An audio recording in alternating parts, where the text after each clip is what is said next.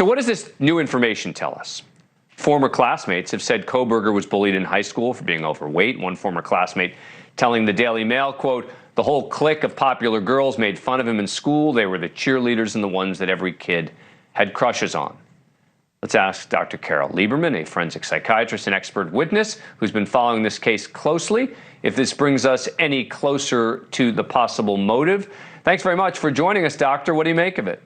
Thank you. Well, I have been saying since the very beginning that he fits that before he was arrested, someone in particular was arrested, that the killer was an incel. And everything we have come to learn about Bryan Kohberger since then fits that pattern. So an incel is a young man who has been rejected by women in his whole history of trying to get women to have sex with him, to go out with him.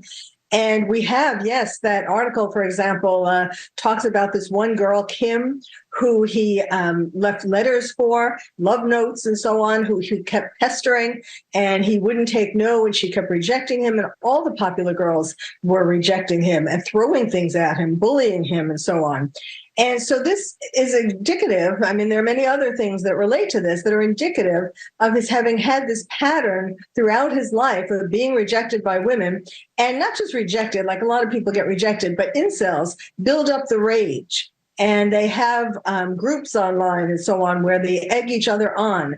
And so it's really, we see the beginnings of it in middle school. That's when he first left these love notes. And now we take it, all the way to his leaving DMs and trying to follow these victims. So I was going to ask you about that. So you're saying that you think that the fact that they didn't respond, that she didn't respond to his DMs, triggers, in effect, this response from him, which is this fury and rage as the guy who's been rejected all his life, and then he plots out these murders?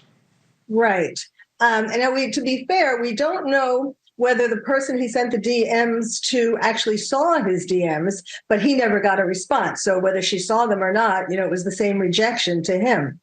And it's a rage. I mean, think about it, just from at least middle school that this has been happening with lots of women, happening, in fact, in Pennsylvania at a bar where they noted, even just recently, before he was arrested, that he used to come in there and harass the staff, the females, and, try to come on to them, and they would reject him, and they put it in the notes that if someone came in with this ID, his ID, to be very careful of him. So this has been a lifelong pattern. And clearly, certainly Kaylee's father had said at the very beginning that she told him she had a stalker.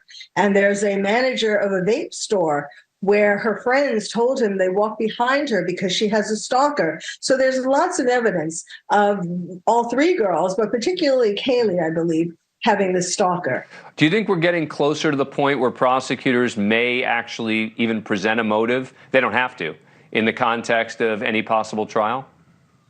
Well, this motive, this rage incel theory, actually, the incels have started a campaign saying free Bryan Kohberger. I don't know what more you need.